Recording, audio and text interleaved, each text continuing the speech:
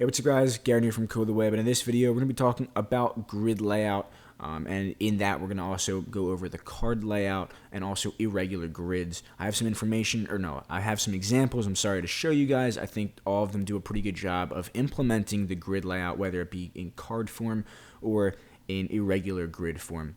Before we get started with the video though, I do want to let you guys know, as noted in the last week's video, that I did start a new channel. It's called Mobile Vape. Basically talk about entrepreneurship, leadership, self-improvement, and it's just kind of my journey through learning about that stuff, because it's something that I want to do, is start my own business one day. So it's just me going over things that I'm learning and sharing them with all of you guys. So if you are interested in that, please check it out. Links in the description, as well as all of the links from all the websites that I talk about and show you guys in this video right here. All right, so this first website that we have here, it's called jonathanpatterson.com. Basically, this is the most simple form of the grid layout that you will probably ever see. He doesn't really have anything else. You can't really scroll anywhere. Each one of these tiles or boxes, whatever you want to call it, is his it's basically his navigation bar. It takes you to other places. For example, his clients takes you to his portfolio page or his clients page, basically. And this is the most simple way to do it. Basically, just a number of blocks wide by a number of blocks tall. You guys know how to make grids, I'm sure. And then using each one of the blocks for some bit of information. Now, the one thing that's great about grids that you guys even might want to consider in your own websites is that they allow you to organize things in a very, very efficient, easy to understand, and even a meaningful way. Now, there are some complications when you start using things like irregular grids, and we're going to get into that in a little bit. But at its heart, at its core, grids are extremely easy to organize content, or they make it extremely easy to organize content, which is very, very important. This website is called Dynamite, and basically it's a creative agency of some sort, I believe. A lot of the websites I'm going to show you guys are creative design, innovation, development agencies and companies, because those companies need to have great websites as well as great online presences all around, because that's really the biggest way that they can show, or one of the biggest ways that they can show people or prospective clients what they are all about and what they can ultimately do for them. So that's why I show you guys a lot of these websites, because they always do a really great job of using the design trends for the year to build their sites. So if we scroll down here, this is a little bit different than the last one we just saw. It's actually an irregular grid. And what I like about this one is that a lot of times with irregular grids can make it harder to understand. So what I like about what this website did here is they broke up. They have an irregular grid like here, right? Like these aren't in the same axis vertically, but they broke it up with text, right? And white space or negative space here. Instead of just having another image here, or maybe 3 or 4 other images here, and then another image here, they broke it up with white space or negative space and some text, which really breaks it up. It makes it easier for your eye to understand. It makes it easier for you to take in. It doesn't really overwhelm you, which is really, really important, that you don't overwhelm people. Even though perhaps you are providing people with the information that they want right away, if you overwhelm them, there is more of a chance that they will leave, because they can't take it all in. They don't really know what's going on to the fullest of what you want them to do. This website, V76, they look to be a men's grooming or some kind of men's grooming company.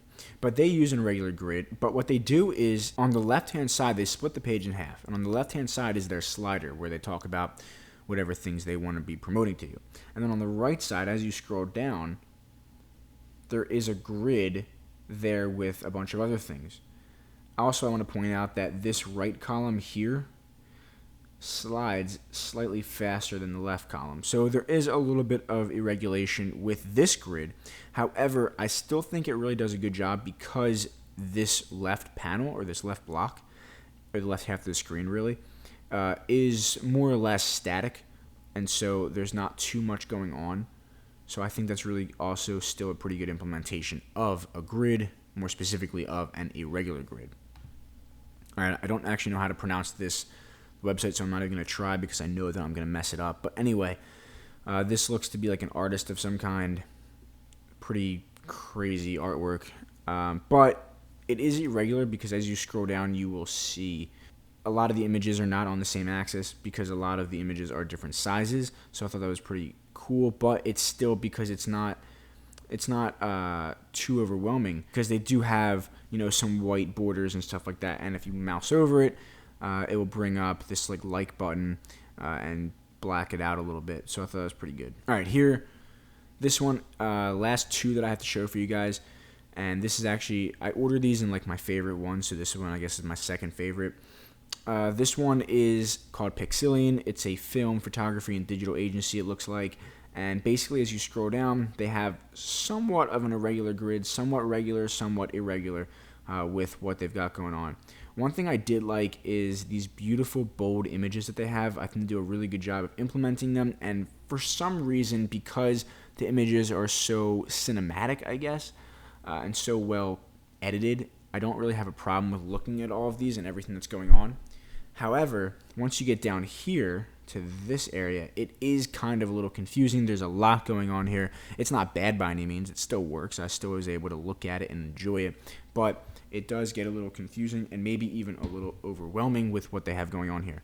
But ultimately, I liked all the photography. I thought it was pretty good, so that's why I put it on here. All right, this last one, this is probably by far my favorite one.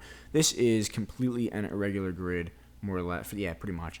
But what I really liked about it was that even though it is irregular and thus has the potential to be more confusing than a regular grid, I liked how in some of these blocks they made them text, like here, contact, your design, your rules, things like that. They made them text instead of images, and I think that does a really great job of, remember in the second website that we looked at, the text and white space or negative space breaks up the design and makes it more easy on your eyes. Okay, so thank you so much for watching, guys. That was the last website that I have for you guys. If you did like this video, definitely subscribe and share this video. Also, if you want to learn more about entrepreneurship and leadership, self-improvement, stuff like that, you can come check out my new channel. It's called Motivate. Links in the description as always. Basically, it's just my journey through learning about business and entrepreneurship and self-improvement, just like Code the Web is my journey through learning about web design. So definitely check that out if you think it's something you might be interested in. All right, I'll see you guys in the next video. Take care. Peace.